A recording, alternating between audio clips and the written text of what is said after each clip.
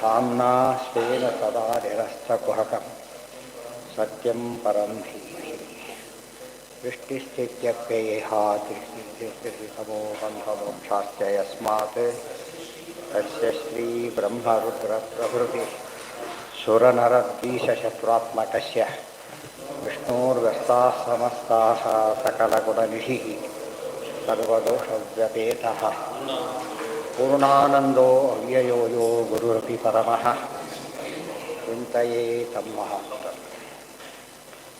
ಯಾವುದಾಯ್ತೀಗ ಮುಗಿಸಿ. ಹಾಂ, ಜಯ ಜಯ ಹನ ಹನ ಪ್ರಕೃತಿ ದ್ರಾವಯ ದ್ರಾವಯ ಭಿಂದಿ ಭಿಂದಿ ದುಃಖಂ ತಮೋರತಿಂ ಅಜಿತ ಪರಮ ಪರಮೇಶಾನ ವಾಸುದೇವ ವೈಕುಂಠ ನಾರಾಯಣ ಹೃಷಿಕೇಶ ಆನಯಾಹಿ ಜೀವಗುಣ ವಿಸಂವೃತಾಃ ಅಹಿಸಂವೃತಾಃ ಏಷ ಆನಂದೋ ಅಜರೋ ಅಮರೋ ಅಧಿಶಕ್ತಿಮಾನ್ ತದಾಭಾಸಃ ತ್ವಯಾ ತಥಾಧಿ ಸಂಭವಾಖ್ಯೋ ಯತಃ ಪರಃ ಪರಮೇಶ್ವರಃ ಪರಜ್ಞಾನಃ ಪರಾನಂದಃ ಪರಶಕ್ತಿಃ ಪರಶ್ರೀಃ ಪರಯಶಃ ಪರಪ್ರವೃತ್ತಿಃ ನಿತ್ಯಮೇವ ತ್ವಂ ಸತೋ ಅಸಿ ತ್ವಂ ರಮಾಯಾಃ ತ್ವಂ ವಿರಿಂಚಸ್ಯ ರುದ್ರೇಂದ್ರ ಸೂರ್ಯ ಸೋಮ ಮುಖಾನಾಂ ಅದಭ್ರಶಕ್ತಿಃ ಅರ್ಧಭ್ರಶಕ್ತಿದೋ ಅಸಿ ಪ್ರವರ್ತಕೋಸಿ ನಿವರ್ತಕೋಸಿ ಅಜೋಸಿ ಅನಂತೋಸಿ ಸೃಜತೋ ಹಿ ತೇ ಶ್ರುತಯೋ ಅನುವರ್ತಂತೆ ನೈವ ಸೃಜತಃ ಕಂ ವಿತಸತೆ ಕಂ ವಾ ನಿಷೇಧಂತಿ ಶ್ರುತಿಮಾತ್ರ ಏವ ತೇ ಸ್ಯುಃ ಪ್ರಭೋ ವಿಭೋ ಸಮಾಸ್ವ ವ್ಯಾಸ್ವ ಉತ್ತಿಷ್ಠ ಪ್ರಚರ ವಿಚರ ಸಂಧಿನು ಸಂಧಿನು ಸಾಹಿ ತೇ ಕ್ಷಣೋ ಅತ್ಯಗಾನ್ ಮಾತೆ ಕ್ಷಣೋ ಅತ್ಯಗಾತಿಥಿ ಶಾಂಡಿಲ್ಯ ಶ್ರುತಿ ಶಾಂಡಿಲ್ಯ ಶ್ರುತಿ ಹೇಳ್ತಾರೆ. ಗದ್ಯಪಾಠ ಇದ್ರ ವಿಶೇಷ ಅಂದರೆ ಒಂದು ದೃಷ್ಟಿಯಿಂದ ಬೃಹತಿ ಶಾಸ್ತ್ರ ಇದ್ದ ಹಾಗೆ, ಒಂದು ಬೃಹತಿ ಶಾಸ್ತ್ರ ಇದ್ದ ಹಾಗಿದೆ. ಏನು ಮಾಡ್ತಿದ್ದಾರೆ, ಎಲ್ಲ ಶ್ರುತಿಗಳನ್ನು ಅದಕ್ಕೆ ಶ್ರುತಿಗೀತ, ಅನೇಕ ಶ್ರುತಿಗಳನ್ನು ಕಂಬೈನ್ ಮಾಡಿರೋದು. ಕಾಂಬಿನೇಷನ್ಗೆ ಏನಂತ ಕರೆಯೋದು, ಅಲ್ಲಿ ಬೃಹತಿ ಅಂತ ಅದಕ್ಕೆ ಬೃಹತಿ ಛಂದಸ್ಸಿಗೆ ಕನ್ವರ್ಟ್ ಮಾಡಿ. ಇಲ್ಲಿ ಹಾಗಲ್ಲ, ಇದು ಶಾಸ್ತ್ರ ಮಂತ್ರ ಇವೆಲ್ಲ ಕೂಡ, ಅದು ಬೃಹತಿ ಶಾಸ್ತ್ರ ಇದ್ದ ಹಾಗೆ ಅಂತ ಹೇಳಿದ್ದು. ಅದಕ್ಕೆ ಅದು ಇದಿಷ್ಟು ಏನು ಜಯ ಜಯ ಅಂತ ಬಂತಲ್ಲ, ಈ ಶ್ರುತಿಯ ಭಾಗ ಅಂತ ಅರ್ಥ. ಅದು ಜಾಯಿನ್ ಮಾಡಿದ್ದಾರೆ. ಅದಕ್ಕೆ ಜಯ ಜಯ ಇದೆಯಲ್ಲ, ಆ ಜಯ ಜಯ ಶ್ರುತಿ ಇದಿಷ್ಟು ಕೂಡ ಅಲ್ಲ, ಅದಕ್ಕೆ ಆಚಾರ ಮಾಡಿ ಅದನ್ನು ಮತ್ತೆ ತೊಗೊಂಡಿದ್ದಾರೆ. ಮುಂದೆಲ್ಲ ಎಷ್ಟೋ ಶ್ರುತಿ ಬರೀ ಶ್ರುತಿಗಳನ್ನೇ ಕೋಟ್ ಮಾಡೋದು, ಶ್ರುತಿಗಳನ್ನೆಲ್ಲ ಜಾಯಿನ್ ಮಾಡಿದ್ದಾರೆ. ಹೌದು, ಆದಷ್ಟು ಇದು ಭಾರಿ ಮಹತ್ವ ಇರೋದು. ಶ್ರುತಿಗೀತಕ್ಕೆ ಭಾರಿ ಮಹತ್ವ ಇದೆ. ಏನ ಅದು ಬೇರೆ, ಗದ್ಯ ಥರ ಅದು ಬೇರೆ, ಇದು ಬೇರೆ.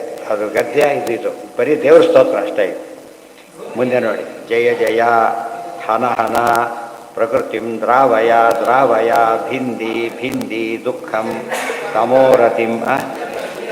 ಏನ ಅದಾಗಲಿಲ್ಲ ನಿನ್ನೆ. ಹಾಂ ಹಾಂ, ಜಯ ಜಯ ಈ ಅಜಾಮಜಿತ ದೋಷ ತಾಯಿತು ಓರಿಯಾಗಿತ್ತು. ತ್ವಮಸಿ ಯದಾತ್ಮನ ಸಮವರುದ್ಧ ಸಮಸ್ತ ಭಗಃ ಜನ ಜಯ ಅಜ ಜಗದೇವಕಸಾಂ ಅಖಿಲ ಶಕ್ತಿ ಅವಬೋಧಕ ತೇ ಕ್ವಚಿತ್ ಅಜಯ ಆತ್ಮನ ಅನುಚರತೋ ಅನುಚರೇನ್ ನಿಗಮಃ ನಿರ್ದುಃಖ ದೋಷೈ ದುಃಖಾದ್ಯೈ. ಅಲ್ಲೇನಿದೆ, ನೀನು ಎಂಥವನು ಅಂತ ಕೇಳಿದರೆ ದೋಷೈ ದೋಷಗೃಹೀತ ಗುಣ, ದೋಷದಿಂದ ದೂರಾದವನು, ಉಳಿದಾರ ದೋಷಗಳಿಂದ ಕೂಡಿದವನು. ಆನಂದಾದ್ಯಾ ಜೀವಗುಣ ಗೃಹೀತಾ ವ್ಯಯ ಸಾ ದೋಷಗೃಹೀತ ಗುಣ. ಜೀವರೆಲ್ಲ ಕೂಡ ದೋಷಗೃಹೀತ ಗುಣರವರು. ನೀನು ಹಾಗಲ್ಲ. ತ್ವಮಸಿ ಯದಾತ್ಮನ ಸಮವರುದ್ಧ ಸಮಸ್ತ ಭಗ. ನೀನು ನಿನ್ನ ಶಕ್ತಿ ಸಮಸ್ತ ಭಗ, ಐಶ್ವರ್ಯಾದಿ ಸಮಸ್ತಗಳನ್ನು ಕೂಡ ನೀನು ಸ್ವಂತ ಶಕ್ತಿಯಿಂದ ಪಡೆದವನು. ಜೀವರು ಹಾಗಲ್ಲ. ಮುಂದೆ ಬರುತ್ತದಲ್ಲ, ಯಸ್ಮಾತ್ವಂ ಸ್ವತಃ ಏವ ಅನಪಗತ. ಆಯಿತು, ಸೂರ್ಯ ದಿನ ಬಂದಿತ್ತದು. ಅನಪಗತ ಪೂರ್ಣೈಶ್ವರ್ಯಾದಿ ಗುಣೋಸಿ. ನೀನು ಸ್ವತಃ ಈ ಒಂದು ಎಂದೂ ಬರದೆ ಸದಾ ಇರೋದು ಮತ್ತು ಎಂದೂ ಹೋಗದೇ ಇರೋದು. ನನಗೆ ಅನಾದಿ ಕಾಲದಿಂದ ಅವಿದ್ಯೆ ಹೋಗುತ್ತದೆ. ಅನಾಕಾಲದಿಂದ ಹೋಗಬಾರ್ದು ಅಂತೇನೂ ಇಲ್ಲ, ಗೊತ್ತಾಯ್ತಾ. ಆದರೆ ದೇವರಲ್ಲಿ ಏನಾಗಿದೆ, ಅದು ಅನಾದಿ ಕಾಲದಿಂದ ಅನಂತಾನಂತ ಕಲ್ಯಾಣ ಗುಣಪರಿಪೂರ್ಣ ಮತ್ತು ಯಾವ ಕಾಲಕ್ಕೂ ಏನಾಗೋದಿಲ್ಲವೋ ಬಿಟ್ಟು ಹೋಗೋದು ಸ್ವಭಾವ ಅಂತ ಅರ್ಥ. ಸ್ವಭಾವ ಆಗಿದೆ. ಸ್ವತಃವ ಅನಪಗತ ಪೂರ್ಣೈಶ್ವರ್ಯಾದಿ ಗುಣೋಸಿ, ಅದಕ್ಕೆ ನಿನ್ನ ಬಂದಿತ್ತು, ಇದೆಲ್ಲ ಆಗಿದೆ. ಅದಕ್ಕೆ ಐಶ್ವರ್ಯ ಸಮಗ್ರಸ್ಯ ಅಂತ ಹೇಳಿ. ಹಾಂ, ಅತಃ ತದಾಭಾಸಸ್ಯ ಜೀವಸ್ಯ ಪ್ರಕೃತಿಗೃಹೀತತ್ವಾದೇವ ನೈಶ್ವರ್ಯಾದ್ಯಾಹ ಗುಣಾಃ ಅವಭಾಸಂತೆ. ಅತಃ ತದಾಭಾಸಸ್ಯ ಜೀವಸ್ಯ ಪ್ರಕೃತಿಗೃಹೀತತ್ವಾದೇವ ನೈಶ್ವರ್ಯಾದ್ಯಾ ಗುಣಾಃ ಅವಭಾಸಂತೆ. ಜೀವರಿಗಿರೋದೇ ಗುಣಗಳು ಸ್ವಲ್ಪ, ಅವು ಕೂಡ ಮುಚ್ಚೋಗ್ಬಿಟ್ಟಿವೆ. ಅದು ನಿಂದ ಹಾಗಲ್ಲ, ಇರೋದು ಅನಂತ ಪರಿಪೂರ್ಣ. ಆದರೆ ಯಾವ ಕಾಲಕ್ಕೂ ಅದಕ್ಕೇನಿಲ್ಲ, ತಡೆಗಳೇ ಇಲ್ಲ. ಅದು ಕಂಪ್ಯಾರಿಸನ್ ಜೀವೇಶ್ವರ ಭೇದಕ್ಕೆ ಸ್ಪಷ್ಟ ದೃಷ್ಟಾಂತ. ಇವತ್ತು ನಾವು ಮೇಣದ ಬತ್ತಿನೋ ಈ ಕದ್ಯೋತನೋ ಸೂರ್ಯ ಅಂತ ಕರೆದು ಎಷ್ಟು ತಪ್ಪಾಗತ್ತಲ್ಲ ಆ ರೀತಿ. ಅವಭಾಸಂತೆ ಜಗದೋಕಸಾಂ ಶ್ರೀ ಬ್ರಹ್ಮಾದೀನಾಮಪಿ ಅಖಿಲ ಶಕ್ತಿ ಅವಬೋಧಕ. ಜಗದೋಕಸರು, ಜಗತ್ತಲ್ಲೆಲ್ಲ ವ್ಯಾಪಿಸಿರ್ತಕ್ಕಂಥವರು. ಬ್ರಹ್ಮಾದೇವಿ ಸಾಕ್ಷಾತ್ತಾಗಿ ಸಹಜವಾಗಿ ಬ್ರಹ್ಮಾದಿಗಳು ಸಾಮರ್ಥ್ಯ ಯೋಗ ಸಾಮರ್ಥ್ಯದಿಂದ ಅವರೆಲ್ಲರಿಗೂ ಏನಾಗಿದೆ, ಅಖಿಲ ಶಕ್ತಿ ಅವಬೋಧಕ. ಎಲ್ಲ ಶಕ್ತಿಗಳನ್ನು ತಂದುಕೊಡುವವನು ನೀನು ಇಟ್ಕೊಂಡಿದ್ದೆ ಅಷ್ಟೇ ಅಲ್ಲ, ಕೊಡತಕ್ಕಂಥವನು ಆಗಿ. ಹುಡ್ದವರ ಶಕ್ತಿಯನ್ನು ಏನು ಮಾಡ್ತಾ ಇದ್ದೀನಿ ನೀನೀಗ? ಬೆಂಕಿ ಇದೆ, ಅದು ಬಿಸಿ ಇದೆ ಸರಿ, ಆದರೆ ಪಾತ್ರೆ ಇಟ್ಟು ಅದು ಬಿಸಿ ಆಗುತ್ತೆ, ಅದು ಪಾತ್ರೆ ಅದು ಬಿಸಿ ಆಗುತ್ತೆ. ಗೊತ್ತಾಯ್ತಾ? ಇದು ಸಾಕು ಕೂಡ ಅವೆಲ್ಲ ಕೂಡ. ಆದರೆ ಒಂದು ವಸ್ತು ಇನ್ನೊಂದು ವಸ್ತುವಿಗೆ ತಾನು ಕೂಡ ಹಂಚಬೇಕು ಅಂತಿಲ್ಲ.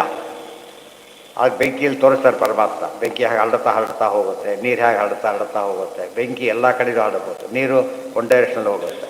ಇವೆಲ್ಲ ಯೋಚನೆ ಮಾಡಿದರೆ ಎಲ್ಲ ದೇವರಲ್ಲಿದೆ. ಇದು ವಿಶೇಷ, ಹೇಗೂ ಹೋಗಲ್ಲ. ಹಾಗೆ ಹೀಗೆ ಮೇಲೆ ಕೆಳಗೆ ಎಲ್ಲ ಕಡೆಯೂ ಯಾವ ಬೇಕಾದ್ರೂ ಹೋಗ್ತಾರೆ. ಆದ್ದರಿಂದ ಇಷ್ಟು ಪರಮಾತ್ಮಗಳನ್ನ ನೆನಪಾಡ್ಕೊಳ್ಳೋ ದೃಷ್ಟಾಂತಗಳಷ್ಟೇ. ಬೆಂಕಿ ಹೇಗಿದೆ, ಹಾಲು ಬಣ್ಣ ಹೇಗಿದೆ, ಚೂರು ಕಪ್ಪಿಲ್ವಲ್ಲ, ದೇವರಲ್ಲಿ ದೋಷ ಇಲ್ಲ. ಅರ್ಥ ಮಾಡ್ಕೊಂಡೆ ಕೆಲವು ದೃಷ್ಟಾಂತರ ಮೇದ್ರೆ ಕಾಣಿಸುತ್ತೆ. ಅದಕ್ಕೆ ಆಚಾರ್ಯ ಹೇಳಿದ್ದು, ಪ್ರತಿಯೊಂದರ ಪ್ರಕೃತಿ ವಸ್ತುಗಳು ನೋಡಿದಾಗಲೂ ಕೂಡ ಬಹುಚಿತ್ರ ಬಹುದಾಕರಣ ಪರಶಕ್ತಿರನಂತ ಗುಣ ಪರಮಃ. ದೇವರ ಗುಣಗಳೇ ಒಂದು ಫ್ರ್ಯಾಕ್ಷನ್, ಅದನ್ನ ಇಂಟಿಗ್ರೇಟ್ ಮಾಡಿಬಿಟ್ಟೆ ದೇವರ ಶಕ್ತಿ ಅನಂತಕ್ಕೆ ಮಾಡಬೇಕು, ಎಷ್ಟಕ್ಕೂ ಮಾಡಬಾರದು. ಆಗದು ದೇವರ ಸೈದಂತ ಅರ್ಥ ಆಗತ್ತೆ. ಅದು ಮುಂದೆ ನೀ ಅಂಥವನು ನೀನು. ತದು ಜಗದೋಕಸಾಂ ಶ್ರೀ ಬ್ರಹ್ಮಾದೀನಾಂ ಅಪಿ ಅಖಿಲ ಶಕ್ತಿ ಅವಬೋಧಕ ಕ್ವಚಿತ್ ಸೃಷ್ಟಿಕಾಲೇ ಆತ್ಮನ ಜೀವೇನ ಪ್ರಕೃತ್ಯಾ ಚ ಪ್ರವರ್ತತಃ ತೇ ಅನುಚರೇ ದ್ವೇದೋ ವಿಧಿ ನಿಷೇಧ ರೂಪೇಣ. ನೀನೇನು ಮಾಡಿ ಸೃಷ್ಟಿಕಾಲದಲ್ಲಿ ವೇದಗಳು ಸ್ತೋತ್ರ ಮಾಡ್ತಾ ಇವೆ, ವಿಧಿ ನಿಷೇಧಗಳು ಅಪ್ಲೈ ಆಗುತ್ತೆ. ಯಾರಿಗೆ?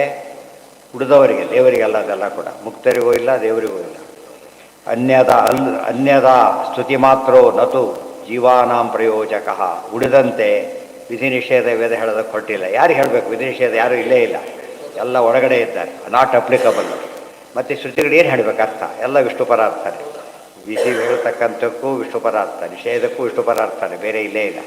ಇದು ಬಂದ ಮೇಲೆ ಅರ್ಥ ಹಾಗೆ ಉಳ್ಕೊಡುತ್ತೆ. ಈ ಅರ್ಥನೇ ಸ್ವಲ್ಪ ಲಕ್ಷಣವಾಗುತ್ತೆ, ಅಷ್ಟೇ ವ್ಯತ್ಯಾಸ. ಪ್ರಯೋಜಕ ತಸ್ಮಾತ್ ಸೃಷ್ಟಿಂ ಕೃತ್ವಾ ವೇದೈ ಜೀವಾನ್ ಬೋಧಯಿತ್ವಾ ತಸ್ಥಾ ಭಜಾಂ ಜಹಿ. ಈ ನಿರೋಧದಿಂದ ನೀನು ಸೃಷ್ಟಿ ಮಾಡಿಬಿಟ್ಟು ಜೀವರಲ್ಲಿರ್ತಕ್ಕಂಥ ಅಜ್ಞಾನವನ್ನು ನೀನು ತೆಗೆದುಹಾಕಿಬಿಡು. ಅದಿಷ್ಟು ಈ ಶ್ರುತಿಗಳು, ಇದು ಅರ್ಥ ಅಷ್ಟೇ. ಇದು ಆಚಾರ್ಯರ ಮಾತು. ಮುಂದಿಂದೆಲ್ಲ ಶ್ರುತಿ. ಜಯ ಜಯ ಹನಹನ ಪ್ರಕೃತಿಂ ದ್ರಾವಯ ದ್ರಾವಯ ಭಿಂದಿ ಭಿಂದಿ ದುಃಖಂ ತಮೋರತಿ. ಜಯ ಜಯ ಜಯ ಜಯ ಹನಹನ ಪ್ರಕೃತಿಯನ್ನು, ಯಾವ ಪ್ರಕೃತಿ? ಬಂಧಕ ಪ್ರಕೃತಿಯನ್ನು ನಾಶ ಮಾಡು. ದ್ರಾವಯ ದ್ರಾವಯ ಭಿಂದಿ ಭಿಂದಿ ಓಡಿಸು ಪುಡಿ ಮಾಡು, ಭೇದಿಸು. ಭಿಂದಿ ಅಂದರೆ ಒಡೆದಾಕು. ದುಃಖಂ ತಮೋರತಿ. ದುಃಖ ಇದೆಯಲ್ಲ, ತಮೋರತಿ. ಪೂರ್ತಿ ಅಲ್ಲ ಇದು, ಪೂರ್ತಿ ಬೇರೆಯೇ ಶ್ರುತಿ ಇದು. ಅಲ್ಲೆಡದಲ್ಲ, ಅದು ಬೇರೆ ಇದು ಬೇರೆ.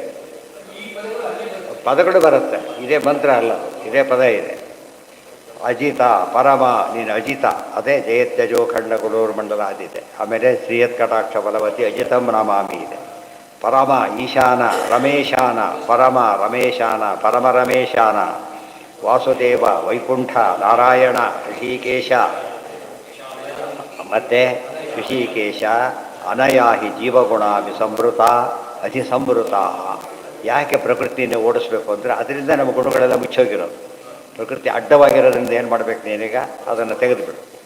ಏಷಹಿ ಆನಂದ ಅಜರ ಅಮರ ಅತಿಶಕ್ತಿಮಾನ್ ತದಾಭಾಸ. ಜೀವನಿಗೆ ಸ್ವಲ್ಪ ಆನಂದ ಇತ್ಯಾದಿ ಇದೆ, ನಿನಗೆ ಪ್ರತಿಬಿಂಬನಾಗಿದ್ದಾನೆ.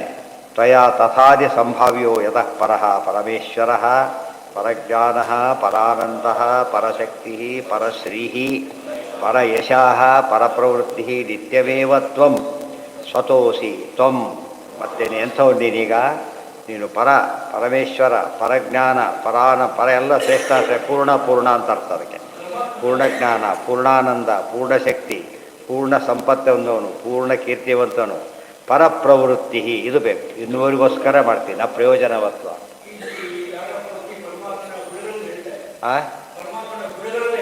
ಹೌದು, ಗುಣಗಳನ್ನು ಹೇಳ್ತೇನೆ. ಪ್ರಕೃತಿ ನಮ್ಗೆ ಅಡ್ಡ ಪ್ರಕೃತಿ ಕೂತಿದೆ, ಲಿಂಗದೇಹ ಐತೆ, ಅದನ್ನು ಓಡಿಸು ಅಂತ ಅರ್ಥ. ಅಜ್ಞಾನ ಕಡೆ ಅಯ್ಯೋ ಪ್ರಕೃತಿ ಬಿದೆಯಲ್ಲ ನೋಡಿ, ಜಯ ಜಯ ಹನ ಹನ ಪ್ರಕೃತಿಂ ಪದ ಬಿಟ್ಟಬಾರ್ದಲ್ಲ. ಪ್ರಕೃತಿಯನ್ನು ನೀನು ಓಡಿಸು, ತುಂಡು ಮಾಡಿ ಹಾಕಿಬಿಡು, ನಿನ್ನ ಕಡೆ ಬರಹ ಮಾಡೋಣ. ಅಡ್ಡ ಇದೆ, ತೆರೆ ಸರಿಸು. ಮುಂದೆ ಹೇಳ್ತಾರೆ ಆ ತೆರೆ ಯಾವುದು ಅಂತ ಹೇಳ್ತಾರೆ. ಈಗ ಒಂದು ಜೀವಾಚಾರಿಕ, ಒಂದು ಪರಮಾಚಾರಿಕ, ಅದನ್ನೆಲ್ಲ ಎಕ್ಸ್ಪ್ಲೇನ್ ಮುಂದೆ ಹೇಳ್ತಾರೆ. ಮಹಾಲಕ್ಷ್ಮಿ ತಡೆ ಎಂಥದ್ದು? ದೈವಿ ಶೇಷ ಗುಣಮಯಿ ಮಮ ಮಾಯಾ ದುರತ್ಯಯ. ತಲೆ ಹಾಕೋದು ಯಾತಕ್ಕೋಸ್ಕರ? ಎಲ್ಲರೂ ನೋಡಬಾರ್ದು, ನೋಡ್ಬೇಕಾದ್ರೆ ನೋಡಬೇಕು. ಅವರು ಡಿಸೈಡ್ ಮಾಡಿ ಹೇಳಿದಾಗ ತೆಗಿತಾರೆ, ಎಲ್ಲರೂ ತೆಗಿತಾರೆ. ಕಿತೈ ಸುತಯೋ ಅನುವರ್ತಂತೆ. ನೀನು ಪರಪ್ರವೃತ್ತಿ, ನೀನು ಪರರಿಗೋಸ್ಕರ ಮಾಡಿ ದೊಡ್ಡ ಸವಾರದ ಮಾಡಿದ ಊಟಕ್ಕೆ ಹೋಗಿರ್ತಾನೆ. ಆಮೇಲೆ ದುಡ್ಡು ಕೇಳಿದ್ರೆ ಎಲ್ಲರೂ ದುಡ್ಡು ಕೊಡಿ ತಿಳಿಸ್ತಾರೆ. ಸಮಾರಂಭ ಆಗೋದಿಲ್ಲ. ನಿಜವಾದ ಸಮಾರಂಭ ಮಾಡೋ ದೇವರು ಒಂದೇ. ಎಲ್ಲ ಕಾಲಕ್ಕೂ ಎಲ್ರಿಗೂ ಕಲ್ಪಕಲ್ಪಗಳಲ್ಲಿ ವಿಶ್ವಜೀವರಿಗೆ ಅನ್ನ ಕಲ್ಪಕನು ನೀನೆರಳು ಭ್ರಾಂತಿ ಅಂತ. ಪ್ರತಿ ಕ್ಷಣದಲ್ಲೂ ಪ್ರತಿಯೊಬ್ಬರಿಗೂ ಅನ್ನ ಕೊಡೋದು ಯಾರು? ಅದೇನು ಬರೀ ಬೇರೋ ಅನ್ನ ಕೊಡೋದಲ್ಲ. ಸೃಷ್ಟಿ ಮಾಡಿ, ಬೆಳೆಸಿ, ತರಿಸಿ, ಎದುರು ಮಾಡಿ, ಒಳಗೊಂಡು ಬಡಿಸಿ, ಮತ್ತೊರಡು ಪಾಕ ಮಾಡಿಸಿ, ಒಳಗಿಂದ ತಾನೇ ಜೀವನವೂ ಮಾಡ್ತಾನಲ್ಲ, ಇದು ಪರಪ್ರವೃತ್ತಿ. ನಿತ್ಯಮೇವ ತ್ವಂ ಸತೋಸಿ. ನೀವು ಸ್ವತಃ ಇರೋದು, ಯಾರ ಸಹಾಯದಿಂದ ಬೇಕಿಲ್ಲ. ತ್ವಂ ರಮಾಯಾ ತ್ವಂ ವಿರಿಂಚಸ್ಯ. ಮಹಾಲಕ್ಷ್ಮಿಗೂ ನೀನೇ, ಬ್ರಹ್ಮದೇವರಿಗೂ ನೀನೇ, ರುದ್ರ ಇಂದ್ರ ಸೂರ್ಯ ಸೋಮ ಮುಖಾನ ಯಸ್ಮಾತ್ ಬ್ರಹ್ಮೇಂದ್ರ ರುದ್ರಾದಿ ದೇವತಾನಾಂ ಶ್ರೇಯೋಪಿಚ. ಎಲ್ಲರಿಗೂ ಕೂಡ ಏನಾಗಿದ್ದೀನಿ ನೀನೀಗ? ಅದಭ್ರ ಶಕ್ತಿರಹ ಅಸ್ತಿ. ಅದಭ್ರ ಪೂರ್ಣ ಅವರವರಿಗೆ ಯೋಗ್ಯತೆ ಪೂರ್ಣವಾದ ಶಕ್ತಿಯನ್ನು ಕೊಡುವವನಾಗಿದ್ದಿ. ಪ್ರವರ್ತಕೋಸಿ ನಿವರ್ತಕೋಸಿ. ಎಲ್ಲವನು ಪ್ರವರ್ತನೆ ಮಾಡುವವನು ನೀನು, ನಿವರ್ತನೆ ಮಾಡುವವನು ನೀನು. ಮತ್ತು ಅಜೋಸಿ, ಅಜ ನೀನು, ಹುಟ್ಟಿಲ್ಲದವನು. ಅನಂತೋಸಿ, ಸಾವಿಲ್ಲದವನು. ಅಜರಾಮರಣ. ಸೃಜತೋಹಿತೆ ಶ್ರುತಯೋ ಅನುವರ್ತಂತೆ ನೈವ ಅಸೃಜತಃ.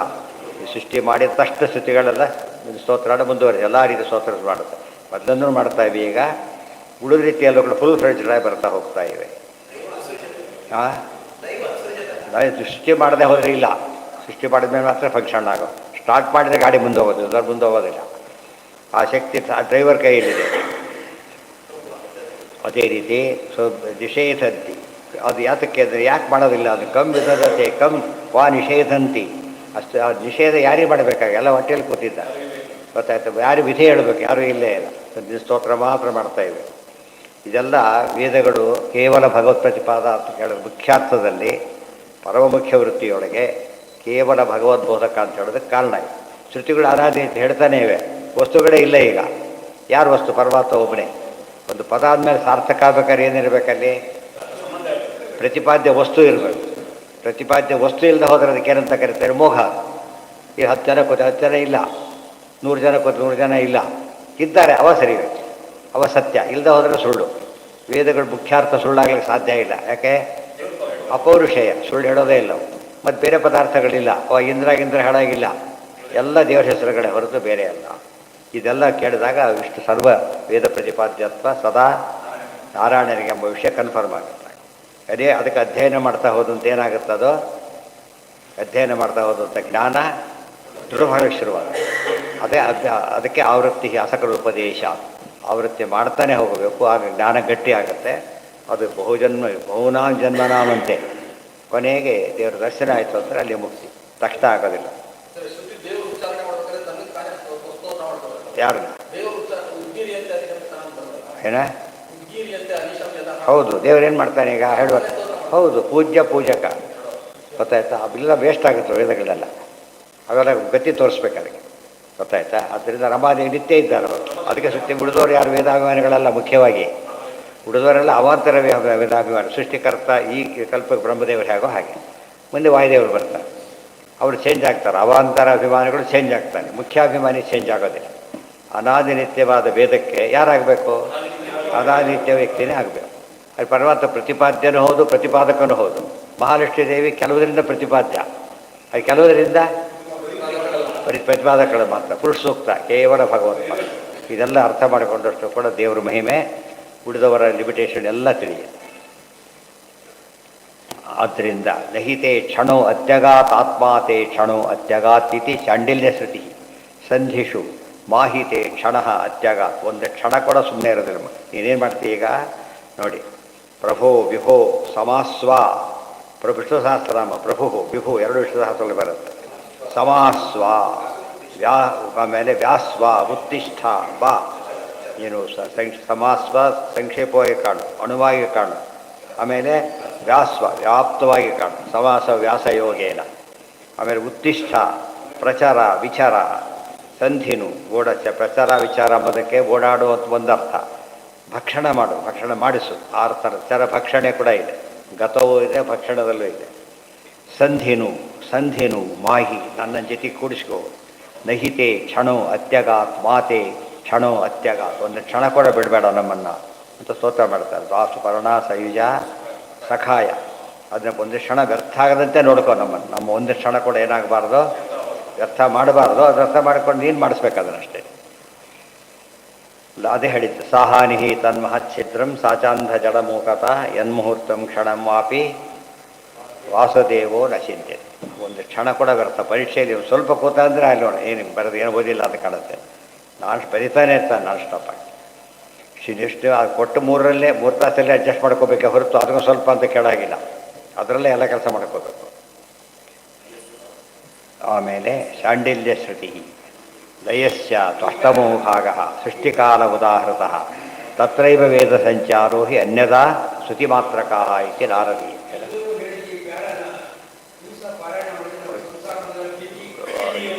ಎಲ್ಲ ಗ್ರಂಥದ ಪ್ರತಿ ಅಕ್ಷರಗಳು ಹಾಗೇನೆ ಇರೋದೇ ಅದಕ್ಕೋಸ್ಕರ. ಪ್ರತಿ ಹನಿ ನೀರು ಮುಂದೆ ಕರೀತಾರೆ. ಸ್ನಾನ ಮಾಡಬೇಕು, ಹಾಗಾಗಿ ಆದಷ್ಟು ಮಾಡಿ ಎಲ್ಲ ಮಾಡೋಕ್ಕಾಗೋದಿಲ್ಲ ಅಷ್ಟೇ. ಪ್ರತಿ ಹನಿಯೂ ಕೂಡ ಏನು ಮಾಡುತ್ತೆ, ನಮಗೆ ಶುದ್ಧೀಕರಣಕ್ಕೆ ಇರೋದು. ಅದನ್ನು ಉಪಯೋಗ ಮಾಡಿಕೊಂಡ್ರೆ ಸರಿ, ಇಲ್ಲದೆ ಹೋದರೆ ಇಲ್ಲ. ಪ್ರವಾಹ ಇದೆ. ಈಗ ಇವೆಲ್ಲ ಸೃಷ್ಟಿ ಯಾವಾಗ ಆಗುತ್ತೆ, ಮೊದಲು ಯಾಕೆ ಇಲ್ಲ ಅಂದರೆ ಲಯಸ್ಯತು ಅಷ್ಟಮೋ ಭಾಗ ಸೃಷ್ಟಿಕಾಲ ಉದಾಹೃತ. ಅಲ್ಲ, ಇದು 1/8 ಪಾರ್ಟ್ ಇದೆಯಲ್ಲ, ಅದು ಸೃಷ್ಟಿಕಾಲ. ಸರಿಯಾಗಿ 12 ತಾಸಿದೆ. 1/8 ಎಷ್ಟಾಗುತ್ತೆ ಹಾಕಿ ಅದಕ್ಕೆ ಎಷ್ಟಾಯಿತು? ಒಂದೂವರೆ ಗಂಟೆ. ಒಂದೂವರೆ ಗಂಟೆ ಮುಂಚೆನೇ ಅರುಣೋದಯ ಶುರುವಾಗುತ್ತೆ. ಸೂರ್ಯೋದಯಕ್ಕಿಂತ ಮುಂಚೆ 1 ಗಂಟೆ 36 ನಿಮಿಷಕ್ಕೆ ಶುರುವಾಗುತ್ತೆ. ಗೊತ್ತಾ? ಅದಕ್ಕೆ ಇದು ಸೃಷ್ಟಿ ಪ್ರಾರಂಭ ಇದು, ಅರುಣೋದಯ ಕಾಲ ಇದು. ಆಗ ವೇದಗಳೆಲ್ಲ ಶುರು ಮಾಡಿಸೋದು. ಇಷ್ಟೊತ್ತು ಕೂಡ ಬರೀ ಸ್ತೋತ್ರ ದೇವರಿಗೆ. ನೋಡಿ, ತತ್ರೈವ ಅನ್ಯಥಾ ಸ್ತುತಿ ಮಾತ್ರಕಾಹ. ಬೇರೆ ಕೆಲಸ ಎಲ್ಲ ಬೇರೆ ಸ್ತೋತ್ರ ಮಾಡೋದಷ್ಟೇ ಕೆಲಸ. ಇದು ಬಂದ ಮೇಲೆ ಉಳಿದಲ್ಲ ಹೇಳಕ್ಕೆ ಶುರು ಮಾಡಿ. ಗೊತ್ತಾಯ್ತು? ಅವ್ರಿಗೆ ಉಳಿದ್ರೆ ಒಬ್ಬರು ಬಂದಾಗಲ್ಲ ಅದು ಅಪ್ಲಿಕಲ್ ಆಗೋದು ಶುರು ಮಾಡೋದು. ಉದಾಹೃತಃ ಮನೆಗೆ ಬೀಗ ಹಾಕಿದಾಗ ವಾಪಸ್ಸು ಹೋಗಿ ತೆಗೆದ ತಕ್ಷಣ ಬಂದು ಕೊಡ್ತಾರಲ್ಲ ಹಾಗೆ ಇಲ್ಲ. ಪ್ರತಿಪಾದನೆ ವಾಪಸ್ಸು ಹೋಯ್ತು. ಅದು ಎಲ್ಲಿ ಹೋಗಬೇಕು, ವಾಪಸ್ ಎಲ್ಲೇ ಬದುಕೊಂಡು ಇಡ್ತಾರೆ, ಬಿಸಾಕೋದಿಲ್ಲ. ಇಟ್ಟು ಬಂದ ತಕ್ಷಣ ಕೊಡ್ತಾರೆ. ಆ ರೀತಿಯಲ್ಲಿ ಎಲ್ಲ ಪ್ಯಾಕ್ ಆಗಿಬಿಟ್ಟಿದೆ. ಲಯಸ್ಯತು ಅಷ್ಟಮೋ ಭಾಗ ಸೃಷ್ಟಿಕಾಲ ಉದಾಹೃತ ತತ್ರೈವ ವೇದ ಸಂಚಾರೋ ಹಿ ಅನ್ಯದಾ ಸ್ತುತಿ ಮಾತ್ರಕ. ಉಳಿದಂತೆ ದೇವರ ಸ್ತೋತ್ರ ಮಾತ್ರವು ಇದು ನಾರದೀಯೇ. ಸೃಷ್ಟಿ ಅದರಿಂದ ವೇದಗಳು ಯಾವಾಗಲೂ ದೇವರ ಸ್ತೋತ್ರ ಮಾಡೋದ್ರಿಂದ ವೇದ ಮಂತ್ರ ಎಲ್ಲ ದೇವರ ಸ್ತೋತ್ರನೇ. ಸಾಮಾನ್ಯವಾಗಿ ಮಂತ್ರದಲ್ಲಿ ಒಂದು ಅಕ್ಷರನೂ ಮಂತ್ರನೇ. ಗೊತ್ತಾಯ್ತಾ?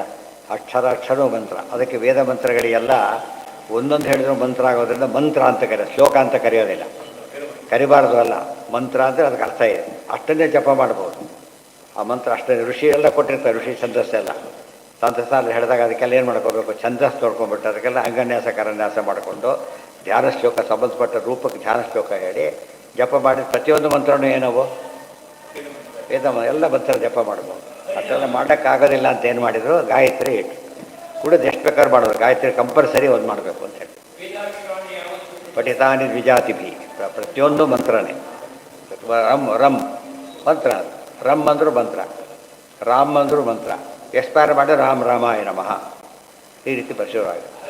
ಅದು ಬೀಜಾಕ್ಷರ ಹೇಳಿದರೆ ಅದು ಬಂದಾಗ ಬೀಜಾಕ್ಷರ ಒಂದೊಂದು ಹೇಳಿದ್ರೆ ಬೀಜಾಕ್ಷರ ಕರಿಬೋದು. ಅದು ಮಂತ್ರಕ್ಕೆ ಅಟ್ಯಾಚ್ ಮಾಡಿದ್ರೆ ಬೀಜಾಕ್ಷರ. ಇದು ಬರೀ ಮಾತೃಕಾ ರೂಪ ಇದ್ದೇ ಇದೆ. ಯಾವ ರೂಪ ಇರಲಿ ಬಿಡಲಿ, ಮಾತೃಕಾ ರೂಪ ಅಂತ ಇದ್ದೇ ಇದೆ. ಅಜಾನಂದ ಅಂತ ಇದ್ದೇ ಇರೋದು. ಅದಕ್ಕೆ ಹೌದು ಹೌದು ನೀವು ಹೇಳಿದ್ರಲ್ಲಿ ಕೊಟ್ಟು ಡಿವೈಡ್ ಮಾಡಿದಾಗಾಯ್ತು. ಹೇಳಬೇಕಾಗಿದೆ ಸೃಷ್ಟಿ ಮಾಡಬೇಕಾದ್ರೆ ಸೃಷ್ಟಿ ಯಾವಾಗ ಮಾಡಿದ್ರು ಅಂದರೆ ಇವೆಲ್ಲ ಹೇಳಬೇಕಾಗುತ್ತೆ. ಸೃಷ್ಟಿ ಕಾಲ ಡಿಫೈನ್ ಮಾಡಬೇಕಲ್ಲ, ಅದು ಹೇಳಿದ್ದೆ ಇದೆಲ್ಲ ಕೊಟ್ಟು ಮಾಡಲೇಬೇಕಾಗ. ಲಯಸ್ಥ ಅಷ್ಟಮ ಆಗ ಸೃಷ್ಟಿಸರು ಬೆಳಗ್ಗೆ ಹೇಳ್ತಾರಲ್ಲ ಏಳ ಕಾಲ. ಯಾವುದ ಅದು ಪ್ರತಿಯೊಬ್ಬರೇ ಹೇಳ್ತಾರಲ್ಲ. ಪುಣ್ಯಕ್ಕೆ ಪ್ರತಿಯೊಬ್ಬರು ಕೂಡ ಯಾರೇ ಮಾಡಿದ್ರೆ ಗುರುಭ್ಯೋ ನಮಃ ಹರಿ ಓಂ ಅಂತಾರೆ, ಹರ ಓಂ ಅಂತ ಹೇಳೋದಿಲ್ಲ. ಅವರು ಕೂಡ ಹರಿ ಓಂ ಅಂತಾನೆ ಹೇಳೋದು. ಕೊನೆಗೆ ಕೂಡ ತಾವಂತ ವಿಷ್ಣುನಾಮಾನಿ ಹರನಾಮಾನಿ ಅಂತ ಹೇಳೋದು, ವಿಷ್ಣುನಾಮಾನಿ ಅಂತಲೇ ಹೇಳೋದು. ಅಂದರೆ ಅದು ಏನಾಗಿದೆ ಗೊತ್ತಾ, ಆಮೇಲೆ ಮೊದಲಿಂದ ಬಂದುಬಿಟ್ಟೆ ಬಿಡೋಕ್ಕಾಗ್ತಾ ಇಲ್ಲ ಅದನ್ನು. ಬಿಟ್ಟುಬಿಟ್ರೆ ವೇದನೆ ಆಗೋದಿಲ್ಲ ಅದು. ಅದು ಬೇಡದೆ ನಮಸ್ತೆ ವಾಯು ತಮೇವ ಪ್ರತ್ಯಕ್ಷಂ ಬ್ರಹ್ಮಾಸಿ. ವಾಯುದೇವರು ಸ್ತೋತ್ರ ಮಾಡೋದು, ಆಚಾರ ಮತ ಬೈಯೋದು. ಸ್ತೋತ್ರ ಮಾಡೋದೇನೋ ಬೈಯೋದೇನಾಗಿದ್ದರೆ ತಮೇವ ಪ್ರತ್ಯಕ್ಷಂ ಬ್ರಹ್ಮಾಸಿ ಅಂದರು ಒಂದೇ, ಪ್ರತಿಭಾ ಅಂದರು ಒಂದೇ. ಪ್ರತಿಭಾ ಅಂತ ವೇದದಲ್ಲೇ ಬಂದುಬಿಟ್ಟಿದೆ. ಭಗವದಾರಾಧನೆಗೆ ಮುಖ್ಯ ಪ್ರತಿಭಾ ಅಂದರೆ ಯಾರು? ಅದಕ್ಕೆ ಪ್ರತ್ಯಕ್ಷಂ ಬ್ರಹ್ಮ ಅಂದರು ಒಂದೇ, ಪ್ರತಿಭಾ ಅಂದರು ಒಂದೇ. ಮಾಡಿಕೊಂಡ್ರೆ ವೇದ ಆಗೋದಿಲ್ಲ, ಅದು ಸಮಸ್ಯೆ ಇರೋದು. ಬ್ಯಾನರ್ ಹಾಕ್ಬೇಕಾದ್ರೆ ಅದು ಅದೇ ಉಪಯೋಗಿಸೋರು ಆರ್ಡ್ರೇ ಆಗೋದಿಲ್ಲ. ಬ್ಯಾನರ್ ಬೇಕು, ವಿಷಯ ಬೇಡ ಆಗಿದೆ. ಇದು ಸಮಸ್ಯೆ ಆಗಿರೋದು. ಅಂದರೆ ಅವರವರಿಗೆ ಗೊತ್ತಾಗ್ಬಿಡುತ್ತೆ, ಸರಿಯಾಗಿ ಯೋಚನೆ ಮಾಡಿಬಿಟ್ರೆ. ಅದಕ್ಕೆ ತಿಳ್ಕೊಪಂಡಿತಾಚಾರ್ಯರಿಗೆ ವಿದ್ಯಾವರ್ತರಿಗೆಲ್ಲ ಇದೇನಿದು ಅರ್ಥ ಆಗ್ತಾ ಇಲ್ಲ. ಹೇಳೋದೇ ಒಂದು, ಮಾಡ್ತಿರೋದೇ ಒಂದು. ನಾವು ಲಾಸ್ಟ್ ಕ್ವಶನ್ ಕೇಳೋದಿಲ್ಲ. ಆಮೇಲೆ ಯಾಸ್ಕ ಅಲ್ಲ, ಯಾರು ಹೇಳಿದ್ದು? ಯಾಸ್ಕ ಹೇಳಿದ್ದಾರೆ, ಯಾರು ಹೇಳಿದ್ದಾರೆ? ಅದು ವೇದದ ಭಾಗ, ಅದು ಒಂದು, ಅದು ಕೂಡ ಮಂತ್ರನೇ. ಯಾಸ್ಕ ಹೇಳಿದ್ದಲ್ಲ ಅದು, ಅದು ಮಂತ್ರನೇ. ಯಾಸ್ಕ ಅರ್ಥ ಮಾಡಿದ್ದು ಈ ರೀತಿ ಮಾಡಬೇಕು ಅಂತೇಳಿ. ಎಲ್ಲದಕ್ಕೂ ಹೇಳಲಿಲ್ಲ ಯಾಸ್ಕ. ಅದೇ ಆಚಾರ್ಯ ವ್ಯಾಸ ನಿರುಕ್ತಿ, ಅದೆಲ್ಲದಕ್ಕೂ ಹೇಳಿದ್ದು. ಈ ನಿರುಕ್ತಿಯ ಒಂದು ಕಾನ್ಸೆಪ್ಟ್ ಉಳ್ಕೊಂಡಿದ್ದು ನಮಗೆ ಇವತ್ತು ಯಾಸ್ಕರಿಂದ. ಆದ್ರೆ ಮೂಲ ಎಲ್ಲ ವೇದವ್ಯಾಸದಲ್ಲಿ. ಭಗವತ್ವರ ಮಾಡಲಿಲ್ಲ ಯಾಸ್ಕ, ಯಾವುದೆಲ್ಲದರೂ ಕೂಡ ಭಗವತ್ವರ ಮಾಡಲಿಲ್ಲ. ಆದ್ರೆ ಹೊಸ ವಿಷಯ ಏನು ಬಂತು ಅದರೊಳಗೆ ಅಂದರೆ, ವ್ಯಾಕರಣದ ಅರ್ಥದ ಏನು ಹೇಳ್ತೀವಿ ಅದು ಒಂದು ಭಾಗ, ನಿರುಕ್ತಿ ಮಾಡಿದ ಹೊಸ ಅರ್ಥ ಶುರುವಾಗ, ಅದು ಕಾನ್ಸೆಪ್ಟ್ ಬೇರೆ. ಅದು ಯೌಗಿಕ ಅರ್ಥ ಬರಲಿಕ್ಕೆ ನಿರುಕ್ತಿ ಮಾಡಲೇಬೇಕು. ಆದರೆ ಎಲ್ಲ ಯೌಗಿಕಾರ್ಥ ಭಗವತ್ಪರ ಅಂತ ಹೇಳಿದ್ದು ಆಚಾರ್ಯ. ಯಾರು? ಒಬ್ಬ ಋಷಿ. ಗ್ರಾಹ್ಯ, ಅಗ್ರಾಹ್ಯ ಅಲ್ಲ. ಪಾಡಿರಿ ವ್ಯಾಕರಣ ತಪ್ಪಲ್ಲ, ಮಹಾವ್ಯಾಕರಣದಂತೆ ಪರ್ಫೆಕ್ಟ್ ಅಲ್ಲ, ಆದರೆ ತುಂಬ ಉಪಯೋಗ ಆಗುತ್ತೆ. ಅಮರಕೋಶ ಯಾವುದು ಕೂಡ ಪರ್ಫೆಕ್ಟ್ ಅಲ್ಲ, ಆದರೆ ಅದಿರೋದೆಲ್ಲ ಅದು ಅಬದ್ಧ ಅಂತ ಹಿಡಬೇಕಾಗಿದೆ. ಬಂದು ಅಕ್ಷರ ತಪ್ಪು ಸೇರಿದರೆ ಬರ್ಕೊಡಿಯವರು ತಪ್ಪಾಗಿರ್ಬೋದು. ಇನ್ನೂ ಜಾಸ್ತಿ ಇರುತ್ತೆ, ಅವರೆಲ್ಲ ಹೇಳಿರೋದಿಲ್ಲ. ದೊಡ್ಡ ಕೋಶ ಇದ್ದಾಗ ಇನ್ನೂ ಜಾಸ್ತಿ ಸಿಗುತ್ತೆ. ಕೆಲವು ಲಿಮಿಟ್ ಮಾಡಿರ್ತಾರೆ ಅಮರಕೋಶದಲ್ಲಿ, ಆ ಅರ್ಥ ಇರೋದಿಲ್ಲ. ಬೇರೆ ಕಡೆ ನೋಡಿದಾಗ ಅರ್ಥ ಇದೆ, ಅದು ಸೇರಿಸ್ಕೋಬೇಕಲ್ಲ. ಅಷ್ಟರ್ಥ ಅವ್ರು ಬರೋದಿಲ್ಲ ಆಗ್ತಿತ್ತು, ಅವ್ರಿಗೆ ಮತ್ತೆ ಇಷ್ಟು ತಪ್ಪ ಆಗುತ್ತೆ ಪುಸ್ತಕ. ಅವ್ರಿಗೆ ಗೊತ್ತಿಲ್ಲ ಎಂಬ ವಿಚಾರ ಬಿಟ್ಟುಬಿಡಿ, ಬರೆದ್ರು ಕೂಡ ಅಷ್ಟೊಂದು ಎಷ್ಟು ದೊಡ್ಡದಾಗ್ತಿತ್ತು ಅದು. ಅದಕ್ಕೆ ಅವ್ರು ಏನು ಮಾಡ್ತಾರೆ, ಆ ಕಾಲಕ್ಕೆ ನಮಗೆ ಅಷ್ಟು ಮಾತ್ರ ಬರೀತಾರೆ. ಎಷ್ಟು ಕೋಶ ಈಗ ಹಲಾಯುಧ ಕೋಶ, ಬೇಗ ಭಾಸ್ಕರ ಕೋಶ, ಧರಣಿ ಕೋಶ ಅಂತ ಒಂದು ಕೋಶ, ವಿಶ್ವಕೋಶ ಒಂದು, ಮೇಲಿ ಬೇಕಾದಷ್ಟು ಕೋಶಗಳಿವೆ. ಆ ಕೋಶಗಳು ಯಾಕೆ ಬದಲಾಗುತ್ತೆ, ಆ ಕಾಲಕ್ಕೆ ಏನು ಬೇಕಾಗುತ್ತೆ ಆ ರೀತಿಯಲ್ಲಿ ಏನು ಮಾಡ್ತಾರೆ ಅವರು, ಸಂಗ್ರಹ ಮಾಡಿರ್ತಾರೆ. ಕಾಲಕ್ಕೆ ತಕ್ಕಂತೆ ತಮ್ಮ ಪಾಠಶಾಲೆ ಬೇಕಲ್ಲ ಆ ಥರ. ಆ ಸಿಲೆಬಸ್ ಈಕ್ವಲೆಂಟ್ ಆಗಿದ್ರು ಕೂಡ ಟೆಕ್ಸ್ಟ್ ಬುಕ್ ಬೇರೆ ಆಗಿರ್ಬೋದು, ಆ ಥರ ಮಾಡಿಕೊಟ್ರು. ಎಲ್ಲೂ ಅಗ್ರಾಹ್ಯ ಅಲ್ಲ ಅವು, ಬಟ್ ಯಾವುದು ಪೂರ್ಣ ಅಲ್ಲ. ಲಯಶ್ಚ ಅಷ್ಟಮೋ ಭಾಗ. ಈ ಕೆಲವರು ಏನು ಮಾಡೋದು, ಅಮರಕೋಶ ಕೋಟ್ ಮಾಡಿಲ್ಲ ಅಂತ ಹೇಳಕ್ಕೆ ಹೋಗಬಾರ್ದು. ನೀವೇ ಕೋಟ್ ಮಾಡ್ತೀರಿ ಬೇದಿರಿ ಎಲ್ಲ ಕೂಡ, ಅದು ಗೊತ್ತಾಯ್ತಾ? ಅಮರಕೋಶವನ್ನು ಹಿಡಬೇಕಾಗ್ತಾ ಇಲ್ಲ, ಇಲ್ಲದ್ರೆ ಉಳಿದವರು ಅವ್ರದ್ದು ದೋಷಿಗಳಾಗ್ತಾರೆ, ಹೇಳೋದಿಲ್ಲ. ಅದಕ್ಕೆ ಶಬ್ದ ನಿರ್ಣಯ ಎಲ್ಲ ಹೊಸ ಹೊಸ ಕೋಶ ಕೋಟ್ ಮಾಡಿ. ಅದು ಅಮರಕೋಶ ಕೋಟ್ ಮಾಡ್ತಾರೆ, ಉಳಿದ ಕೋಶ ಗೊತ್ತಿಲ್ವ ಅವರಿಗೆ? ಇದೆ, ಪ್ರಸಕ್ತಿ ಬಂತು ಅಷ್ಟು ಕೋಟ್ ಮಾಡಿದ್ರು. ಸೃಷ್ಟಿಕಾಲೇವ ಗುಣವೃತ್ತಯ. ಗುಣಗಳು ಶುರುವಾಗೋದಾಗ ಅಲ್ಲಿವರೆಗೂ ಗುಣಗಳೆಲ್ಲ ಏನು ಫಂಕ್ಷನ್ ಮಾಡೋದಿಲ್ಲ, ಆಗ ಶುರುವಾಯಿತು ಗುಣವೃತ್ತಯ. ಇವತ್ತು ಒಲೆ ಮೇಲೆಲ್ಲ ಇಟ್ಟಾಗಿದೆ, ಬೆಂಕಿ ಹೊತ್ತು ಪಾಕ ಶುರುವಾಗಲ್ಲ. ಬೆಂಕಿ ಹಚ್ಚಿ ಆಗ ಸಂಸಾರ ಒಂದೊಂದು ಶುರುವಾಗ. ಸರ್ವದಾ ನಿರ್ಗುಣಿ ಪರಮೇಶ್ವರೇ. ಅದಕ್ಕೆ ಈಗ ದೇವರು ನಿರ್ಗುಣ ಅಂತ ಅರ್ಥ ಆಗುತ್ತೆ. ಇಷ್ಟೊತ್ತು ಏನೈತೆ ಭಾಗಗಳ ಹೆಸರು ಕೂಡ ಇಲ್ಲ, ಎಲ್ಲ ಒಳಗೆ ಹಾಕೊಂಡ್ಬಿಟ್ಟಿತ್ತು. ಈಗ ಗೊತ್ತಾಯ್ತು ಸಗುಣನಾಗಲಿಲ್ಲ, ಯಾವಾಗಲೂ ಸಗುಣ ಎರಡು ಒಂದೇನೆ. ಈಗ ಈ ಹೊರಗಿನ ಗುಣಗಳನ್ನು ಆ್ಯಕ್ಟಿವೇಟ್ ಮಾಡಿಸ್ತಾನೆ ಪರಮಾತ್ಮ. ಸ್ವಿಚ್ ಇರ್ಬೋದು, ಸ್ವಿಚ್ ಹಾಕಬೇಕಲ್ಲ, ಆ ಕೆಲಸ ಮಾಡ್ತಾನೆ. ಅದು ತನ್ನಿಷ್ಟ, ತನ್ನ ಅಧೀನ. ನಿರ್ಗುಣೇ ಪರಮೇಶ್ವರೇವ ವರ್ತಂತೆ ಶ್ರುತಯ ಇತಿ ಕಥಂ ಚರಂತಿ ಶ್ರುತಯ ಇತ್ಯಸ್ಯ ಪರಿಹಾರ. ಕಥಂ ಚರಿತ ಪ್ರಶ್ನೆ ಕೇಳಿದ್ದ. ಪ್ರಳಯ ಕಾಲದಲ್ಲಿ ಎಲ್ಲ ವಿಷ್ಣು ಪರವಾಗಿವೆ, ವಿಷಯಗಳೇ ಇಲ್ಲ ಅಂದಮೇಲೆ ವೇದಗಳಿದ್ದೇನು ಉಪಯೋಗ ಅಂತ ಕೇಳಿದರೆ ಇದ್ದೇ ಇದೆ. ಮುಖ್ಯವೃತ್ತಿ ಪರಮಾತ್ಮನಾದ್ರಿಂದ ಇದ್ದೇ ಇದೆ. ಯತ್ ಪ್ರಾಪ್ತ್ಯರ್ಥಂ ಯನ್ನಿಯಮಾತ್ ವಿಧಿ ನಿಷೇಧ ವರ್ತಂತೆ ಸತ್ವಂ ಇತ್ಯಾದಿ ವಿಧಿನಿಷೇಧಾನಾಂ ಸ್ತುತಿಪರತ್ವ. ಸ್ತುತಿ ಮೊದಲು ಶುರು ವಿಧಿನಿಷೇಧ ಶುರು ಮಾಡುತ್ತೆ. ಯಾತಕ್ಕೆ? ಇಂಥ ದೇವರ ಹತ್ರ ಹೋಗ್ಬೇಕಾದ್ರೆ ಹೀಗಿದ್ದರೆ ಹೋಗ್ಬೋದು ವಿಧಿ, ಹೀಗಿದ್ದರೆ ಹೋಗೋದಿಲ್ಲ ನಿಷೇಧ. ಇಷ್ಟು ಹೇಳ್ತಾ ಮಾರ್ಗತ್ವ ಯಾವಾಗಲೂ ಫಿಕ್ಸ್ ಮಾಡ್ತಾ ಹೋಯ್ತು. ವಿದ್ಯಾದೀನಾಂ ನಿಯಂತ ವಿದ್ಯಾದೀನಾಂ ನಿಯಂತ ವಿಧಿ ನಿಷೇಧಾನಾಂ ಸ್ತುತಿಪರತ್ವ. ಇಲ್ಲದೆ ಹೋದರೆ ಅದೆಲ್ಲ ವಿಶೇಷ ಸ್ತುತಿಪರ ಈಗ ವಿಧಿ ನಿಷೇಧ ಪರನೂ ಹೌದು, ಮುಖ್ಯವಾಗಿ ಯಾವಾಗಲೂ ಪರಮಾತ್ಮ ಪರನೇ. ಯಾಗ ಕೇವಲ ಪರಮಾತ್ಮ ಪರ, ಉಳಿದಂತೆ ಮುಖ್ಯವಾಗಿ ಪರಮಾತ್ಮ ಪರ, ಉಳಿದ ವ್ಯವಹಾರ ಮಾಡಲಿಕ್ಕೂ ಬರ.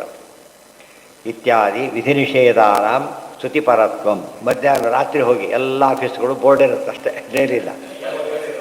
ಬೋರ್ಡೇ ಯಾರಿಲ್ಲೇ ಇಲ್ಲ ಅಂತ ಕೇಳಿದ್ರಿ, ವರ್ಕಿಂಗ್ ಅವರ್ಸ್ ಅಲ್ಲ. ನೆನ್ಪು ಪ್ರಳಯ ಕಾಲದಲ್ಲಿ ಏನಾಗಿರುತ್ತೆ ಆ ಥರ ಎಲ್ಲ ಇದಾಗಿರುತ್ತೆ, ಎಲ್ಲ ಇರುತ್ತೆ. ಬೋರ್ಡ್ ಇದೆ ಅಷ್ಟೇ, ಮ್ಯಾನೇಜರು ಇಲ್ಲ, ಯಾರೂ ಇಲ್ಲ ನೋಡಿ. ಅವನಿಗಿರೋ ಅಟೆಂಡರ್ ಮ್ಯಾನೇಜರ್ ಅಲ್ಲ ಅವನು, ಗೊತ್ತಾಯ್ತಾ? ಅವನಿಂದ ಏನು ಕೆಲಸನೂ ಆಗೋದಿಲ್ಲ, ಬರೀ ಕಾವಲುಗಾರ ಅಷ್ಟೇ. ವಾಚ್ಮೆನ್ನು ಮ್ಯಾನೇಜರ್ ಆಗೋದಿಲ್ಲ ಅಷ್ಟೇ. ಇನ್ಯಾರು ಪ್ರತಿಪಾದನೆ ಮಾಡಬೇಕದೀಗ? ಆಫೀಸ್ ಶುರುವಾಯ್ತು, ಎಲ್ಲ ಶುರುವಾಯ್ತು. ನಿತ್ಯ ನಡೀತಿರೋದೇ ಹಾಗೆ, ನಿತ್ಯ ಸಣ್ಣ ಪ್ರಳಯಗಳಿದ್ದ ಹಾಗೆ. ರಾತ್ರಿ ವರ್ಕದು ಹೇಳೋದು ಅವತ್ತಿನ ದಿವಸ ಮುಗಿತಲ್ಲ, ದೈನಂದಿನ ಪ್ರಳಯ ಹತ್ತೀವಲ್ಲ, ಇದು ನಮ್ಮ ದಿನದ ಪ್ರಳಯ ಅಷ್ಟೇ. ಅದು ಆ ಪ್ರಳಯ ದೇವತೆಗಳು ಮನುಗಳು ದೈನಂದಿನ ಬೇರೆ, ಬ್ರಹ್ಮದೇವರ ದೈನಂದಿನ ಬೇರೆ, ನಮ್ಮ ದಿನ ಬೇರೆ. ನಿಷೇಧ ವರ್ತಂತೆ ಸತ್ವಮಿತ್ಯಾದಿ ನಿಷೇಧಾನಾಂ ಸ್ತುತಿಪರತ್ವಂ. ವಿದ್ಯಾದೀನಾಂ ನಿಯಂತ ಯಃ ಪೂಜ್ಯಃ ಪ್ರಾಪ್ಯಶ್ಚ ತದ್ವತಾಂ ಇತ್ಯಾದಿ ಸ್ತುತಿರೂಪೇಣ ವಿದ್ಯಾದಿ ಶ್ರುತಯೋಪಿತು ಹರಿಂ ವದಂತಿ ಸರ್ವೇಷಾಂ ತನ್ನಾಮತ್ವಾ ತಥಾಪಿ ಚ ಇತಿ ಶ್ರುತಿ ನಿರ್ಣಯ. ವಿದ್ಯಾದೀನಾಂ ನಿಯಂತ ಯಃ ಪೂಜ್ಯಃ ಪ್ರಾಪ್ಯಶ್ಚ ತದ್ವತಾಂ.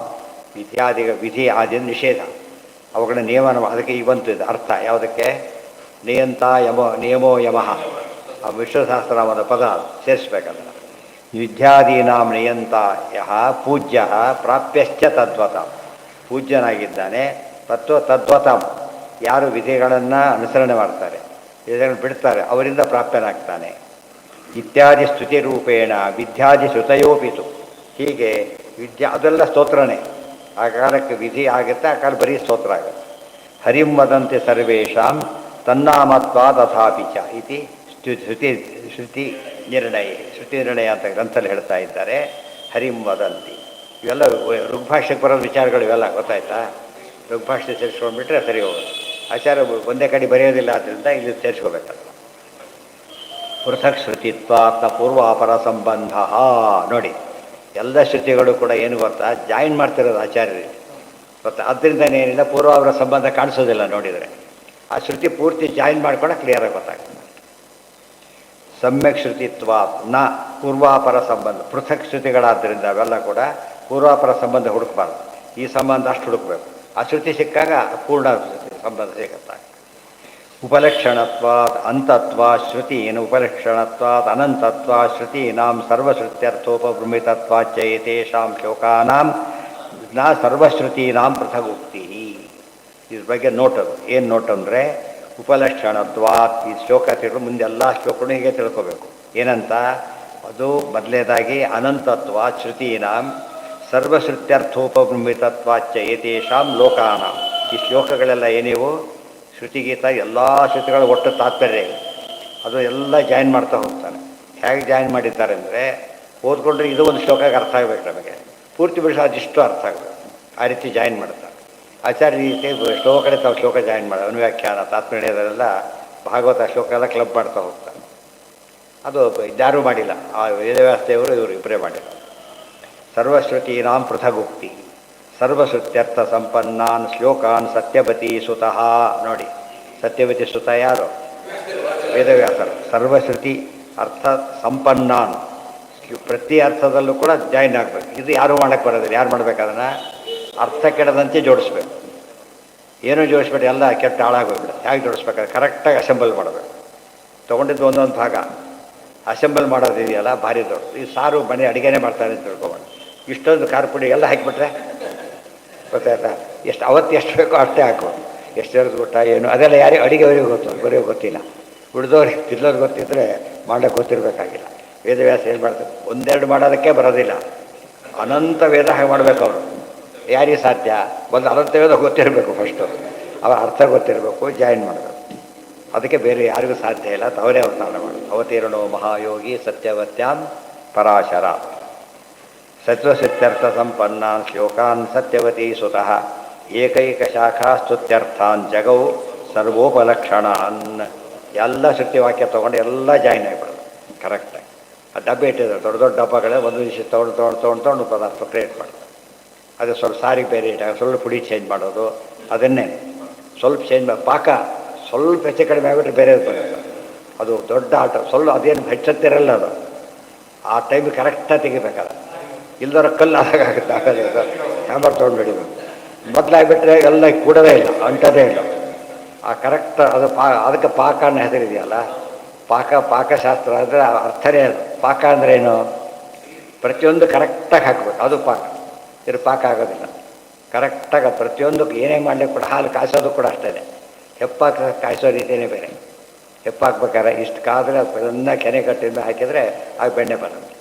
ಮೊದಲೇ ಹಾಕಿಬಿಟ್ಟು ಬುದಕ್ಕೆಲ್ಲ ಅಷ್ಟು ಸಾಕು, ಇದಕ್ಕೆ ಸಾಲ್ತು ತಿಳಿತಾ. ಪ್ರತಿಯೊಂದು ಸ್ಥಿತಿಯಲ್ಲೂ ಕೂಡ ಕುಡಿಯೋದಕ್ಕೆ ಕಾಫಿ ಕುಡಿದ್ರೆ ಅದು ಸುಟ್ಕೊಡೋದು ಅಂತ, ಕುಡಿಯೋದಕ್ಕೆ ಬೇರೆ, ಪೂರ್ತಿ ಆರೋದು ಬೇರೆ. ಪಾಕ ಸರಿಯಾಗಿ ಯೋಚನೆ ಮಾಡಿದರೆ ಆಗ ವಿಚಾರ ಪರಿಪಾಕ ಎಷ್ಟು ಕಷ್ಟ, ಮಾಡೋರು ಎಷ್ಟು ಬುದ್ಧಿವಂತ. 100 ಜನ ಅಡುಗೆ ಮಾಡಬೇಕಾದ್ರೆ ಎಷ್ಟು ಜನ ಬೇಕು? ಒಬ್ಬರ ಕಡೆ ಆಗೋದೇ ಇಲ್ಲ. ಅಸಿಸ್ಟೆಂಟ್ ಸಮೇತ ಬರುತ್ತೆ, ಪ್ರಧಾನ ಒಬ್ಬನಾಗಿಬಿಡ್ತಾರೆ. ಆ ವೇದವ್ಯಾಸರು ಒಬ್ಬರೇನೆ ಎಲ್ಲ ಮಾಡಿದ್ದಾರೆ. ಅನಂತ ವೇದಗಳನ್ನು ಒಬ್ಬರೇ ಹೇಗೆ ಮಾಡಿದ್ದಾರೆ? ಯಾವ ಹೋಗೋದ್ರೂ ಮುಖ್ಯಾರ್ಥ ಬರಲೇಬೇಕಾದ್ರು. ಅದು ಭಾರಿ ದೊಡ್ಡ ಸಂಗತಿ. ಹೌದು, ಅದಕ್ಕೆ ಹೇಳ್ತಿರೋದು ಎಷ್ಟು ಸತ್ಯವತೀ ಸುತಃ ಏಕೈಕ ಶಾಖಾ ಸ್ತುತ್ಯರ್ಥಾನ್ ಜಗೌ ಸರ್ವೋಪಲಕ್ಷಣಾನ್ ಬಬಂಧ ತಾನ್ ಭಾಗವತೆ ಪ್ರತಿಶ್ಲೋಕಂ ಪೃಥಕ್ ಶ್ರುತಿ. ನೋಡಿ, ಪ್ರತಿ ಶ್ಲೋಕದಲ್ಲೂ ಕೂಡ ಬೇರೆ ಬೇರೆ ಶ್ರುತಿ ಎಲ್ಲ ಸೇರಿಸಿಬಿಟ್ಟಿದ್ದಾರೆ. ಯಾಕಂದ್ರೆ ಬೆಲ್ಲ ಬಿಡಿಸಿ ತೋರಿಸ್ತಾರೆ ಯಾವ್ಯಾವ ಶ್ರುತಿ ಅಂತ ಕೋಟ್ ಮಾಡ್ತಾರೆ. ಒಂದು ಶ್ಲೋಕದಲ್ಲಿ ಕೋಟ್ ಮಾಡಿ ಶ್ರುತಿಗಳೆಲ್ಲ ಆಚಾರ್ಯ ಕೋಟ್ ಮಾಡಿಬಿಟ್ಟು ಅದರ ಸಾರ ಬಂದಿದೆ ಒಂದು ಗೊತ್ತಾಗುತ್ತೆ. ಗೊತ್ತಾಯ್ತಾ? ಇಲ್ಲೇ ದೊಡ್ಡ ಶ್ರುತಿ ಕೋಟ್ ಮಾಡಲಿಲ್ಲ. ಈಗ ಇಲ್ಲಿರೋ ಪದಗಳಿಗೆ ಎಷ್ಟೆಷ್ಟು ಅರ್ಥ ಇದೆ ಅಂತೇಳಿ ಮೂಲ ಶ್ರುತಿನ ಉದಾರ ಶಾಂಡಿಲ್ಯ ಶ್ರುತಿ ಅಂತ ಕೋಟ್ ಮಾಡಿದ್ರು. ಶಾಂಡಿಲ್ಯ ಶ್ರುತಿ, ಇನ್ನೊಂದು ಉದಾರ ಶಾಂಡಿಲ್ಯ ಶ್ರುತಿ. ತುಂಬ ಶ್ರುತಿಗಳು ಒಂದೇ ಕಡೆ ಸಿಗೋದಂದ್ರೆ ಈ ಭಾಗದೊಳಗೆ. ಉಳಿದವ್ರು ಇದನ್ನು ಹೋಗ್ತಾರೆ, ಕಾಂಬಿನೇಷನ್ ಶ್ರುತಿ ಅಂತ ಅಷ್ಟು ಹೋಗ್ತಾರೆ. ಹೇಗೆ ಗೊತ್ತಾಗುತ್ತೆ? ತೋರ್ಸೋಕ್ಕೆ ಹೋಗ್ಲಿಕ್ಕೆ ಸಾಧ್ಯ ಇಲ್ಲ. ಅವ್ರು ಮಾಡಿದವ್ರಿಗೆ ಗೊತ್ತು, ತಿಳಿದವ್ರು ಇವರು ಯಾವ ಶ್ರುತಿ ಅಂತ ಸರಿಯಷ್ಟು ತೋರಿಸ್ತಾರೆ. ಉಳಿದವ್ರದ್ದು ಯಾವುದು ತೋರಿಸೋದು ಬರೀ ಅಷ್ಟೇ ಹೆಸರು ಬಿಟ್ಬಿಡ್ತಾರೆ. ವಿಷ್ಣು ಸಹಸ್ರ 100 ಅರ್ಥ ಇದೆ ಒಂದೊಂದಕ್ಕೆ, ಅಷ್ಟು ಹೇಳ್ಬೋದು. ಅರ್ಥ ಹೇಳ್ಬೇಕಲ್ಲ ಈಗ, ಅದು ಸಮಸ್ಯೆ. ಅದು ಮಾಡೋದು ಕಷ್ಟ. ಅದು ಮಾಡ್ಬೇಕಾದ್ರೆ ಏನಾಗಬೇಕು? ಅರ್ಥ ಗೊತ್ತಿರಬೇಕಾದ್ರೆ. ಅದು ಉಳಿದವರಿಗೆ ಅದು ಯಾವುದು ಸಾಧ್ಯವಾಗಲಿಲ್ಲ. ಬೃಹಲುಬ್ಧ ಏನಾಯ್ತು ಈಗ? ಬಬಂಧ ತಾನ್ ಭಾಗವತೆ ಪ್ರತಿಶ್ಲೋಕಂ ಪೃಥಕ್ ಶ್ರುತಿ ನೀತಿ ತಂತ್ರ ಭಾಗವತೆ.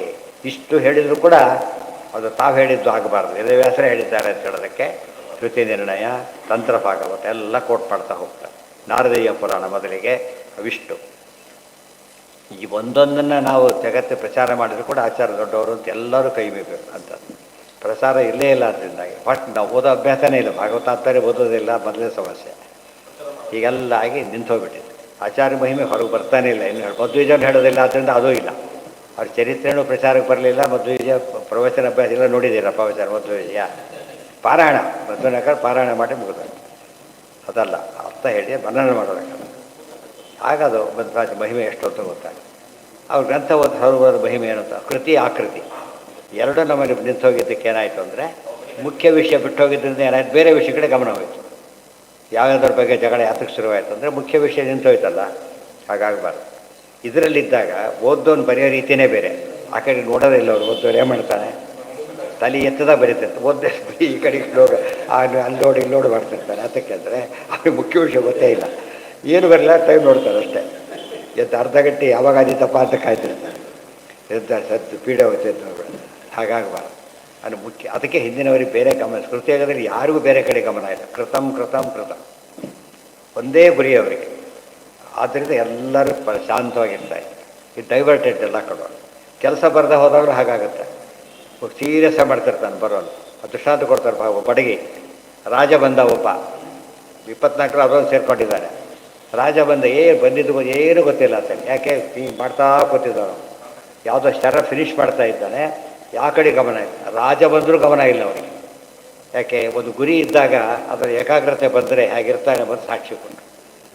ಅದಿಲ್ಲ ಹೋದಾಗ ಪರೀಕ್ಷೆಯಲ್ಲಿ ಓದ್ದವ್ರು ಗೊತ್ತಿರ್ತಾರಲ್ಲ, ಅವ್ರು ಎಷ್ಟು ಡಿಸ್ಟರ್ಬ್ ಆಗಿರ್ತಾರೆ ಗೊತ್ತೋ. ಅವರು ಅಲ್ಲೋಡು ಇಲ್ಲೋಡು ಹೀಗೆ ಮಾಡು, ಒಂದು ಕ್ಷಣ ಕೊಡೋಕ್ಕಾಗೋದಿಲ್ಲ ಅವ್ರ ಕೈಲಿ.